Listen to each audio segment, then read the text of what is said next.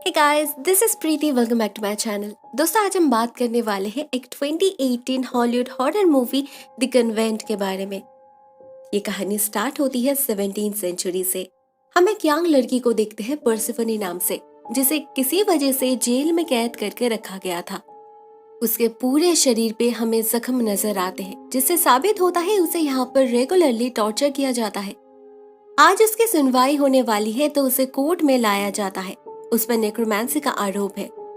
जज बिना वक्त गवाए ज्यादा किसी सवाल जवाब के उसे डायरेक्टली डेथ सेंटेंस दे देते हैं। कल सुबह उसे सबके सामने व्हिप करने के बाद जिंदा जलाया जाएगा।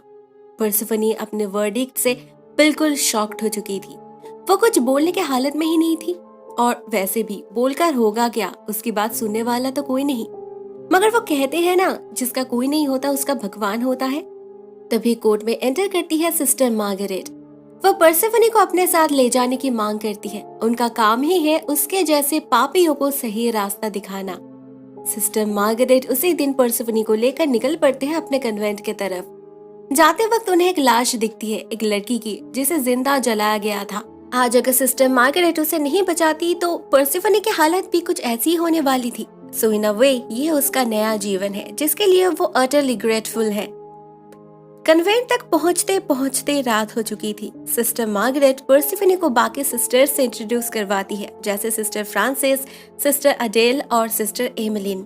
हम नोटिस करते हैं यहाँ सबका बिहेवियर बहुत ही ज्यादा रूड है, कोई ठीक से बात तक नहीं करता। सिस्टर अडेल पर्सिफनी को उसका रूम दिखाने ले जाती है। जाते वक्त पर्सिफनी को एक लड़की दिखती है जो एक बंद कमरे के अंदर से झांक रही थी, लेकिन जब अडेल देखती है वहाँ कोई नहीं था। पर्सिफनी बहुत टायर्ड थी। वो किसी से कुछ नहीं कहती, जल्दी से खुद को क्लीन करती है और सो जाती है। मगर रात में उसे एक सपना आता है। एक जलते हुए घर को देखती है वो, और जिसके अंदर कोई इंसान भी जल रहा था। इसे देखकर उसकी नींद टूट जाती है। बाकी रात वो और सो नहीं पाती। नेक्स्ट मॉर्निंग सिस्टर कैथरीन आती है उससे मिलने, उसे खाना देती है और उससे बात भी करती है। मगर सिस्टर मार्गरेट को देखती है वो घबरा कर निकल जाती है। पता नहीं उनसे सभी इतना डरते क्यों है। इसके बाद सिस्टर फ्रांसिस पर्सिफनी को उसकी ड्यूटी समझा देती है। अभी से उसे गार्डन में काम करना होगा, फार्मिंग करनी होगी। साथ में ये भी क्लियरली बता देती है कि मदर ने उसकी जान तो बचा ली, मगर उसे अपने आप को प्यूरिफाई करना होगा फाइनेंस के माध्यम से। पर्सिफनी उसी वक्त काम पे लग जाती है। मगर तभी एक बंदा आता है उससे मिलने। ये एलिस है और वो कैथरीन के बारे में पूछ रहा था। पर्सिफनी उसे इग्नोर करने की कोशिश करती है, क्योंकि यहाँ किसी बाहर वाले से बात करना अलाउड नहीं है। मगर एलिस इंसिस्ट करता है। इसी बीच सिस्टर फ्रांसिस आती है और पर्सिफनी को जिम्मेदार ठहरा के ले जाती है मार्गरेट के सामने। इस छोटी सी बात को बढ़ा चढ़ा के प्रेजेंट करती है उनके सामने। इससे मार्गरेट गुस्सा हो जाती है। पर्सिफनी को जोर से एक थप्पड़ मारती है और फिर सेलर में ले जाके बंद कर देती है।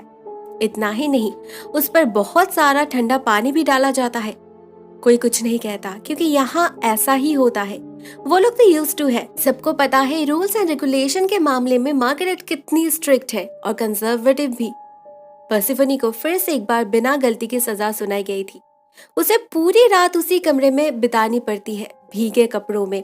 खाना भी नहीं दिया जाता। ये सब तो फिर भी ठीक है, मगर रात में उसे इस कमरे में एक इविल प्रेजेंस फील होता है। किसी के हाथ उसे छू रहा था, मगर कौन? कमरे में तो वो बिल्कुल अकेली है। रात भर वो चिल्लाती रहती है, मगर कोई दरवाजा नहीं खोलता। दूसरी तरफ एलिस को कन्वेंट के सामने एक हुडेड नन मिलती है, अ वुमन इन ब्लैक। वो एलिस को वार्न करती है इस जगह से दूर रहने के लिए। कहती है यहाँ पर एक इन्फेक्शन स्प्रेड हो रहा है, बहुत जल्द सभी मरने वाले हैं। अगले दिन कैथरीन बताती है पहले वो फार्मिंग क्या करती थी, वहीं पर उसकी मुलाकात एलिस से हुई। वो अक्सर उससे मिलने आता था। एक दिन वो लोग बात करते हुए पकड़े गए तो मार्गरेट ने उसे लॉन्ड्री में ट्रांसफर कर दिया। जो हुआ अच्छा ही हुआ, क्योंकि एलिस हमेशा उसे यहाँ से ले जाने की बात करता था। कहता था इस जगह में सालों पहले कुछ हुआ था, यह जगह डैम्ड है। कैथरीन जानती ही ये सब बस उसके बहाने हैं, इसीलिए वो उतना ध्यान नहीं देती थी। मगर पर्सिफनी इन बातों से चौंक उठती है। उसे भी तो कुछ ऐसा ही फील हुआ था कल रात। इनफैक्ट जब से वो इस एबी में आई है उसे बहुत नेगेटिव सा वाइब आ रहा है। ऐसा लग रहा है जैसे इन आधे अंधेरे कॉरिडोर में कोई राज छुपा है। नहीं तो यहाँ हमेशा काले बादल क्यों छाए रहते हैं, काले कौवे क्यों मंडराते रहते हैं यहाँ। और कल रात सेलर में जो उसने फील किया वो क्या था? पर्सिफनी श्योर है इस होली प्लेस में कुछ तो अनहोली पनप रहा है जिसके बारे में उसे जानना है। उस दिन सिस्टर एडेला उसे लेकर हॉस्पिटल में जाती है जहाँ कुछ नर्स की ट्रीटमेंट चल रही थी। सभी की हालत एक जैसी है, सभी को बुखार है, उन्हें उठपटांग विजन्स आ रहे हैं और उनके आंखों से ब्लीडिंग भी हो रहा है। सिस्टर बर्नार्डिन और लुसीला मिलकर बहुत कोशिश कर रहे हैं मगर ऐसे बीमारी का कोई क्योर उन्हें नहीं पता, तो सिर्फ प्रेयर करने के सिवा उनके पास और कोई ऑप्शन ही नहीं। अचानक एक पेशेंट पर्सिफनी को देखकर बहुत वायलेंट हो जाती है।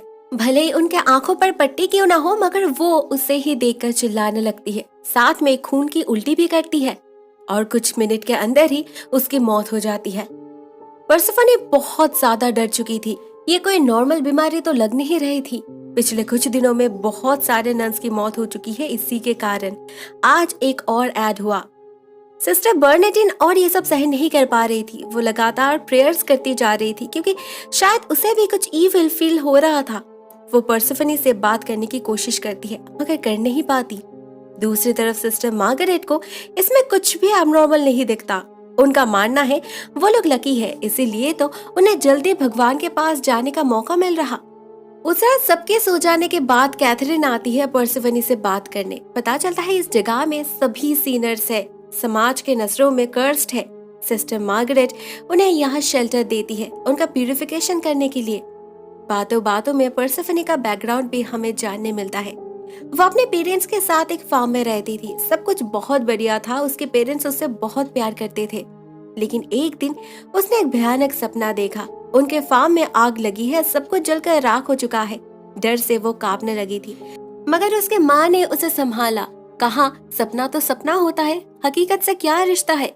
मगर अगली सुबह ही उसका यही सपना हकीकत बन चुका था। उनके फार्म में सच में ही आग लग चुकी थी और उसी आग में जलकर उसकी माँ की मौत हो गई। पर्सिफनी आज तक उनकी वो दर्द भरे चीख, वो बर्न स्मेल और उनका चेहरा भूल नहीं पाई। इस हादसे में उसका कोई कसूर नहीं था। ये उसकी स्पेशल पावर है कि उसे ऐसी चीजें दिखती है, मगर फिर भी उसके अपने पिता ने उसे दोषी ठहराया। गांव वालों ने विच करार देकर निकाल दिया गांव से। उस दिन कोर्ट में उसे इसी ही गुनाह का सजा मिल रही थी, ऐसे गुनाह जिसके बारे में उसे कुछ नहीं पता। अचानक बहुत जोर की बारिश होने लगी थी। कुछ देर बाद कैथरीन चली जाती है अपने कमरे में और पर्सिफनी फिर से एक बार अकेली हो जाती है। मगर क्या सच में वो अकेली थी? शायद नहीं। बिजली के रोशनी में हमें क्लियरली एक काला साया नजर आता है जो किसी छिपकली की तरह दीवार पे चल रही थी। उसे देखकर पर्सिफनी की हालत खराब हो जाती है। ये डेफिनेटली कोई होली क्रिएचर नहीं हो सकती। अंधेरे में उसकी आंखें किसी बिल्ली की तरह जल रही थी। पर्सिफनी भागकर बाहर निकल जाती है मगर जब फ्रांसिस देखती है उसे कुछ नहीं दिखता। तो सजा के तौर पे पर्सिफनी को फिर से एक बार सेलर में बंद किया जाता है। यहाँ किसी की अनहोली विस्परिंग सुनाई देती है उसे, साथ में वो काला साया भी दिखता है, इस बार बिल्कुल क्लियरली। पूरी रात उस कमरे में बिताने के बाद नेक्स्ट मॉर्निंग जब वो गार्डन में काम कर रही थी उसे एलिस फिर से मिलता है। वो उनके सेफ्टी को लेकर परेशान था। पर्सिफनी भी अपना शक जाहिर करती है। यहाँ सिर्फ कोई इन्फेक्शन नहीं, उससे भी ज्यादा भयानक कुछ चल रहा है जिसकी जड़ अतीत में है। उसे जानना है इस जगह के बैकग्राउंड के बारे में। एलिस ने जो कहा था वो सच है या नहीं, क्या हुआ था यहाँ? अब ये तो एलिस को भी क्लियरली नहीं पता। बहुत साल पहले की बात है, लेकिन उस लेडी को जरूर पता होगा। एलिस प्रॉमिस करता है पता करेगा वो, और फिर कैथरीन के लिए एक चिट्ठी छोड़कर निकल जाता है। पर्सिफनी जैसे इस चिट्ठी को देने जाती है उन्हें सिस्टर मार्गरेट देख लेती है। एज द रिजल्ट उसे और कैथरीन को फिर से वेप किया जाता है मगर कोई नोटिस नहीं करता। सिस्टर बर्नार्डिन उनके बीच नहीं है। वो अकेले अपने कमरे में प्रेयर्स कर रही थी। पिछले कुछ दिनों से उसे अपने अंदर एक वॉइड फील हो रहा है, जैसे कोई ताकत ही नहीं बची। आज अचानक उसे कुछ दिखता है, कुछ बहुत भयानक, जिसे देखकर वो चिल्लाने लगती है और फिर अपने हाथों से अपनी आंखें निकालकर सुसाइड कर लेती है। उसके आवाज से सभी उनके कमरे में जा पहुंचते हैं और बर्नार्डिन की लहूलुहान लाश देखकर सभी की हालत खराब हो जाती है, सिवाय सिस्टर मार्गरेट की। उसे इसमें भी होलीनेस दिख रही थी। पर्सिफनी नोटिस करती है जिन सिस्टर्स की मौत हो रही है, मदर रेवरेंट उनकी आंखें अपने पास से रख देती है। सिस्टर लुसीला बिल्कुल क्लियरली उन्हें कहती है ये चीजें नॉर्मल नहीं है, मगर वो नहीं सुनती। इनफैक्ट वो खुद भी कभी ऐसे ही मरना चाहेगी। परसिफनी और चुप नहीं बैठ पाई। वो भागती है बाकियों को इन्फॉर्म करने, उस काले साए के बारे में बताने कि यह जगह सच में ही डूम्ड है, मगर कोई यकीन नहीं करता। सिस्टर मार्गरेट ने सभी का बहुत अच्छी तरीके से ब्रेन वॉश जो कर रखा था, इसका नतीजा भी उन्हें भुगतना पड़ता है। उसी रात एमिलिन को वो काला साया दिखता है जो उसे पोजेस कर लेती है और उसी के हाथ अपने आप को मार डालती है, आंखें निकाल के, हाथ के नसों को काट के। उधर एलिस बहुत मुश्किल से उस ब्लैक नन को ढूंढ निकालता है, उससे पता करता है सालों पहले क्या हुआ था उस कन्वेंट में, क्यों लोग उसके आसपास जाने से भी डरते हैं। पता चलता है 40 साल पहले ये नन भी उसी कन्वेंट में रहती थी। तब सिस्टर मार्गरेट एल्डेस्ट नोविस हुआ करती थी। उसका अतीत किसी को नहीं पता, मगर वो बहुत उदास रहती थी। सबका मानना था वो एक प्योरेस्ट सोल है, गॉड से डायरेक्ट कांटेक्ट है उसका, तो सभी को उसी की तरह बनना था। इसीलिए सभी उसी के बताए हुए रास्ते पर चलने लगे। एक दिन उन लोगों ने एक सियांस परफॉर्म किया। जिस नन की उम्र सबसे कम थी वो बनी दी सीयर, और उसका ब्लड सैक्रिफाइस देकर एक स्पिरिट को इवोक किया गया। उन्हें लगा जीसस क्राइस्ट खुद आएंगे उनसे मिलने, मगर आया दी डेविल, जिसे सिर्फ वो सीयर ही देख पा रही थी। शैतान उसका रेप करता है और उसे पोजेस कर लेता है, और उसी के हाथों बाकी नन्स का खून भी करवाता है। बच पाती है सिर्फ दो, सिस्टर मार्गरेट और ये ब्लैक नन, सिस्टर एलिजाबेथ। लेकिन इनके बचने का कारण अलग अलग था। मार्गरेट ने खुद शैतान को बुलाया था, इतने सारे लोगों की बलि चढ़ाई थी उसने, इसीलिए शैतान ने उसे छोड़ दिया। दूसरी तरफ एलिजाबेथ सच में प्योर थी, इनोसेंट थी, इसीलिए वो बच पाई। भाग गई इस कन्वेंट से हमेशा हमेशा के लिए। रह गए सिस्टर मार्गरेट और उस पोजेस्ड नन की स्पिरिट। शैतान का गुलाम बनकर ये दोनों बाकी लड़कियों को मैनिपुलेट करके उन्हें भी अपने ग्रुप में शामिल करती रही। मार्गरेट स्पेसिफिकली उन्हीं लड़कियों को चूज करती थी जो ऑलरेडी डैम्ड है, जिन्हें समाज से निकाल दिया गया है। उन्हें मैनिपुलेट करना आसान होता है। उनके वल्नरेबिलिटी का फायदा लेकर मार्गरेट उन्हें शैतान के नाम पे बलि चढ़ाती है। इसीलिए उस कन्वेंट से कोई भी जिंदा बाहर नहीं निकलता। वहाँ भगवान का नहीं, शैतान का राज चलता है। सब कुछ सुनकर एलिस और एक मिनट भी जाया नहीं करता, भागता है कन्वेंट के तरफ अपने कैथरीन को बचाने। तब तक वहां सबको एमिलिन के मौत के बारे में पता चल चुका था। एडल तो डायरेक्टली परसिफनी को ब्लेम करती है। उसे लग रहा था उसके बातों से डरकर ही एमिलिन ने सुसाइड की है। वो डिसाइड करती है सिस्टर मार्गरेट को सब कुछ बता देगी। वो जाती भी है उनसे मिलने, मगर दरवाजे के बाहर से ही देखती है सिस्टर मार्गरेट बर्नार्डिन के आंखों को जला रही है। परसिफनी ने तो पहले ही कहा था कुछ गड़बड़ है, अभी उसे भी यकीन हो जाता है। उधर कैथरीन की तबीयत अचानक खराब होने लगी थी। बाकी नन्स की तरह उसे भी बुखार था और अजीबोगरीब विशंस आ रहे थे उसे बिस्तर से बांध कर रखा गया था। क्लियरली वो शैतान के वश में थी। परसिफनी उसे देखकर ही समझ जाती है उसके पास ज्यादा वक्त नहीं है, तो वो अडेल से बात करती है और दोनों मिलकर कैथरीन को लेकर भागने का प्लान बनाते हैं। इवन फ्रांसिस को मारकर बेहोश करके उससे मेन गेट की चाबी भी छीन लेती है। मगर इतना सब कुछ करने के बाद भी वो लोग भाग नहीं पाते, क्योंकि दरवाजा खोलते ही कैथरीन डर से सहम जाती है। उसका चेहरा फीका पड़ चुका था, उसे सब में शैतान दिखने लगे थे। एक पॉइंट पे वो इतना ज्यादा अग्रेसिव हो जाती है कि एक चाकू से अपना ही गला काट देती है। परसिफनी उसे बचा नहीं पाती। उधर कन्वेंट का दरवाजा भी बंद हो चुका था। आसमान में काले बादल छा चुके थे, जोर की बारिश होने लगी थी, बिजली कड़क रही थी। ऐसा लग रहा था जैसे सब कुछ तबाह होने वाला है, बिल्कुल 40 साल पहले उस रात की तरह। सिस्टर मार्गरेट सभी को प्रे करने के लिए कहती है, मगर सभी का भरोसा उस पर से उठ चुका था। शैतान फिर से एक बार धरती पे आ चुका था। हम देखते हैं जितने भी सिस्टर्स की मौत हुई थी वो सभी फिर से जिंदा हो रहे थे, अपने अपने कब्र से बाहर निकल आ रहे थे, मगर असल में तो उनके अंदर शैतान जन्म ले रहा था। पूरे बिल्डिंग में मौत का तांडव शुरू हो चुका था। सबसे पहले सिस्टर बर्नार्डिन हमला कर देती है फ्रांसिस पर। उसके आंखें निकाल के खून करती है उसका। उसे देखकर आडेल और परसिफनी भाग जाते हैं, रह जाती है सिर्फ लुसीला। उधर आडेल को अपने सामने एमिलिन दिखती है। वो उसे सिड्यूस करती है और उसी प्रोसेस में उसका गला काट कर मार डालती है उसे। जब परसिफनी उसे बुलाने जाती है तो वो उस पर भी हमला करती है। पूरी कोशिश करती है उसे चाकू से स्टैब करने की, मगर लुसीला उसे बचाती है, उसे सही रास्ता बताती है जिससे वो इस बिल्डिंग से सही सलामत निकल पाए। फ्रंट गेट से तो वो जा नहीं पाएगी।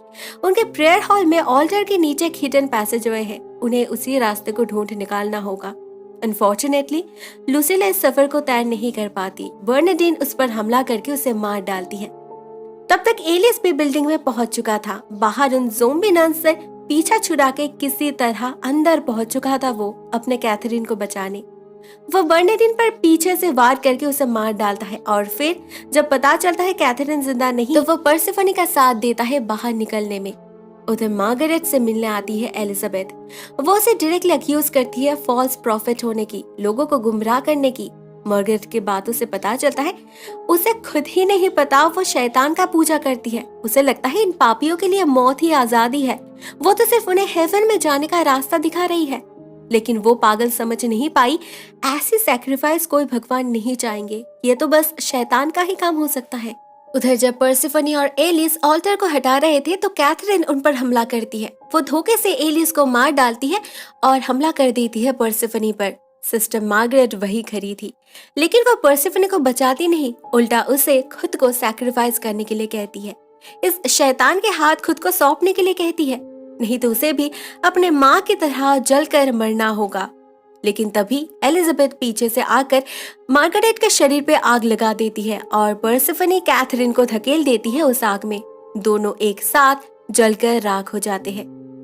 फाइनली पर्सिफनी उस हिडन पैसेजवे से बाहर निकल पाती है और बाहर एमिलिन दिखती है उसे, जिसे वो मार डालती है। लेकिन एलिजाबेथ भाग नहीं पाती, वो उसी आग में जलकर सुसाइड कर लेती है। सिर्फ पर्सिफनी सही सलामत बाहर निकल पाती है क्योंकि सिर्फ वो ही प्योर थी, ना वो विच थी, ना उसने कभी नेक्रोमेंसी का प्रैक्टिस किया था, ना उसके दिल में कहीं कोई कालापन था। समाज कितना ही उसे तकलीफ क्यों ना दे, मगर वो अंदर ही अंदर हमेशा अपनी सैनिटी बरकरार रखी। शायद इसीलिए बार बार शैतान का सामना करके भी वो खुद को उसके मुट्ठी से आजाद रख पाई, बाकी नन्स की तरह उसके जाल में फंसी नहीं। अभी वो फाइनली आजाद है अपने मर्जी से जिंदगी जीने के लिए। दोस्तों, ये कहानी यहीं पर एंड हो जाती है। कहानी बहुत ही सिंपल है लेकिन थ्रिलिंग है। मुझे कहानी पसंद आई। आपको ये वीडियो कैसी लगी? Write down in the comment section. आज के लिए बस इतना ही दोस्तों। Thank you so much for watching this video. बहुत जल्द मिलते हैं किसी और नए वीडियो के साथ। तब तक के लिए टेक केयर, टाटा।